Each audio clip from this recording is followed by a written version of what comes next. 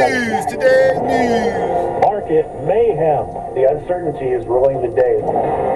Female vets in crisis. The hardest part was seeking mental health treatment the first time.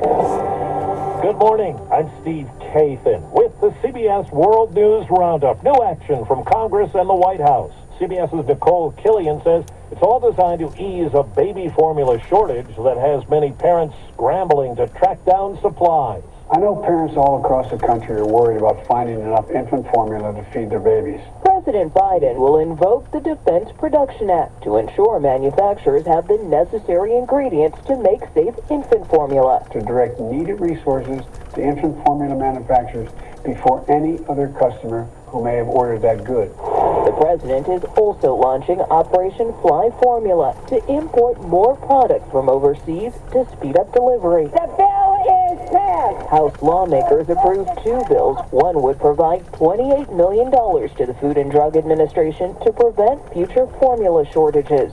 The other loosens restrictions for families in the Women, Infants, and Children Nutrition Program. After the worst day on Wall Street in 2 years, the Dow Jones Industrial Average opened more than 300 points lower this morning, then kept on slipping. It comes after losing 1,165 points yesterday. The S&P 500 lost 4%. Business analyst Jill Schlesinger says it all began when retailers turned in poor earnings reports, stoking recession fears. When you have a recession, you can have job losses and wages might stop going up. And there could be a period here where things slow down and wages are not rising enough to actually afford all the stuff that's getting more and more expensive. McDonald's says it has found a buyer for its restaurants in Russia. Locations will reopen under a new name.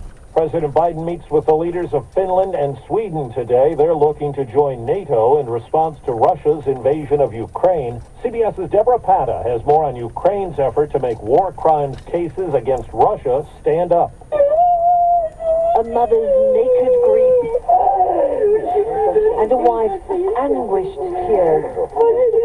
In Malaya Rahan, this family has gathered to bury the man they loved for a second time. Just 2 days earlier, war crimes prosecutors came to Ludmila Yurchenko's home to exhume her husband's body.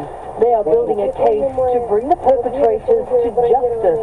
Mikhail Yurchenko was killed when Russian troops deliberately aimed their tanks at his village. Asia correspondent Elizabeth Palmer reports President Biden heads to the continent later today, and one concern on his agenda is North Korea. Almost exactly 4 years ago, North Korea blew up its nuclear test tunnels at Punggye-ri. The reality is that they didn't destroy the tunnels. They just destroyed the portal. Analyst Joe Bermudez says new satellite pictures show North Korea has been digging a brand new entrance into an intact old test tunnel. Apparently goes pretty far, and they could have a device in place as soon as the end of the month. A device is a nuclear bomb, which, unlike the 2018 explosions, will be detonated deep underground. A case of monkeypox has been reported in Massachusetts. It's a man who'd recently traveled to Canada. Officials are checking to see if it could be linked to small outbreaks in Europe. The man is hospitalized in good condition. Ford is recalling 39,000 expeditions and navigators after reports of 16 fires. And the company is telling owners of the 2021 models to park them outside until they can be fixed. It's the CBS World News Roundup, and it's 4 minutes after the hour. Well, that's today's news. Today's news. I didn't hear any good news, did you? I didn't think so. I guess it's all about perspective. The glass is half full. Well, as always, I want to thank you again for coming along with me on these Dash Cam News adventures. You know the drill. Peace, love, and all that hippie jazz. Bye-bye, everybody.